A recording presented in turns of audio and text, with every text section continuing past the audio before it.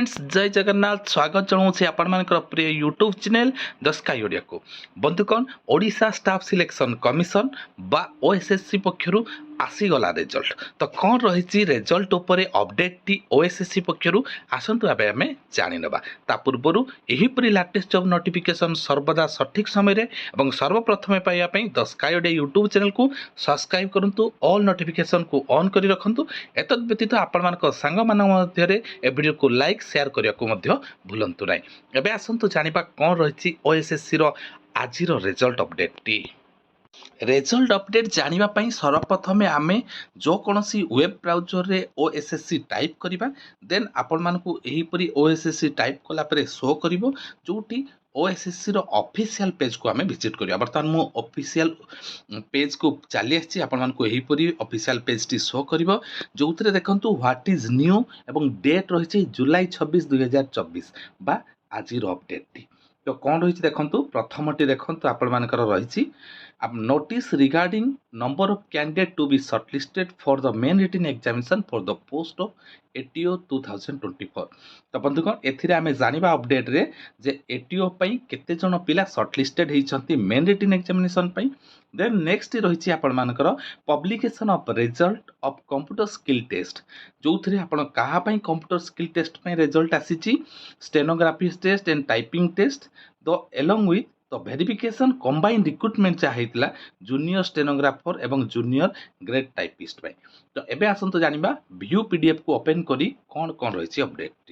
T रही आपण माने देखि नियंतु एटीओ को नेकी बा असिस्टेंट ट्रेनिंग ऑफिसर को नेकी तो बंधुगण एठी अपडेट टी कौन रही देखो सब्जेक्ट रही notice regarding number of candidate to be shortlisted for main written examination तो नोटिस टी केते पिला शॉर्टलिस्टेड हेबे मेन रिटन एग्जामिनेशन को नेकी ता उपरे आपण मानकर नोटिस टी आछि तो बंधुगण एठी देखंतु से देइछि approximately 5 times number of vacancy post wise trade wise और category wise shall be shortlisted for the main written examination आपण मानकर 1:5 रेशियो रे समानकर सिलेक्शन टी रहिबो हाउएवर से कहिछि जदिओ where there is total vacancy is 1 for any post trade और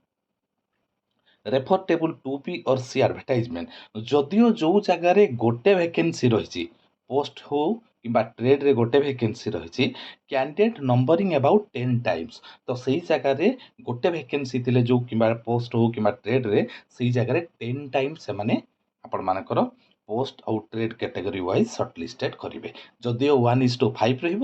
पदवी रोचे गोटे पोस्ट कि ट्रेड देन से जगह आपण मानकर 1:10 रेशियो रे आपण मानकर सिलेक्शन टी रहिबो ए थिला वर्तमान एटीओ को नेकी मेन रिटन एग्जामिनेशन रो अपडेट टी अपडेट टी बहुत झाकास एवं बहुत खास रही जो माने भी कंप्यूटर स्किल टेस्ट एवं स्टेनोग्राफी टेस्ट किंबा टाइपिंग टेस्ट देइथिले कंबाइन रिक्रुटमेंट एग्जामिनेशन पई जो जूनियर स्टेनोग्राफर पदवी जूनियर ग्रेड टाइपिस्ट पदवी junior typist junior clerk cum typist cum copyist किंबा डाटा एंट्री ऑपरेटर 2023 रो सेमानकर वर्तमान रिजल्ट टी ओएसएससी पक्षरु जारी करा जाय अछि एवं देखंतु आपण मानक वर्तमान 6/8/2024 रु 7/8/2024 मध्य सर्टिफिकेट एवं डॉक्यूमेंट वेरिफिकेशन रहिबो को जगह रहिबो unit 2 commissioner office at unit 2 Bhubaneswar तो आपण माने आपण मानकर एडमिशन लेटर 1/8/2024 पोर्टल डाउनलोड करि परिबे वेरिफिकेशन पई एवं जो जो डॉक्यूमेंट निर्धारित डॉक्यूमेंट रहिबो तार मु एक वीडियो आनिबी आपण माने 6/8/2024 रु 7/8/2024 मध्य आपण मानकर जो अनुसार एडमिशन लेटर रे डेट थिबो सेही रे commissioner office at unit 2 Bhubaneswar रे आसिकी आपण मानकर डॉक्यूमेंट वेरिफिकेशन करि परिबे देखंतु तळे दिया जाईछि आपण मानकर रोल नंबर जो माने भी एथिरे सिलेक्शन होती से स्वागत जनाऊँ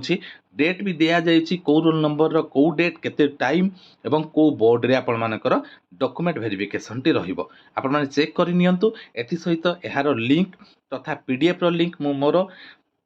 टेलीग्राम चैनल हो किंबा आपण मानकर यूट्यूब रे लिंक देइछि आपण माने सेथु डायरेक्ट आस्की मध्य देखि परिबे अथवा ओएसएससी रो ऑफिशियल साइट को मध्य जाइकि आपण माने विजिट करि परिबे जो माने भी एथिरे क्वालिफाई करचंती समस्त को कांग्रेट्स कहिबी एवं आगामी भविष्य ତାଙ୍କର ଉଜ୍ଜଳମୟ ରହୁ। ନିର୍ଦ୍ଧାରିତ ଡେଟ୍ରେ ସେମାନେ ଯାଇକି ସେମାନଙ୍କ ଡକୁମେଣ୍ଟ ଭେରିଫିକେସନ୍ କରନ୍ତୁ। ତ ବନ୍ଧୁଗଣ, ବର୍ତ୍ତମାନ ସମୟରେ OSSC ପକ୍ଷରୁ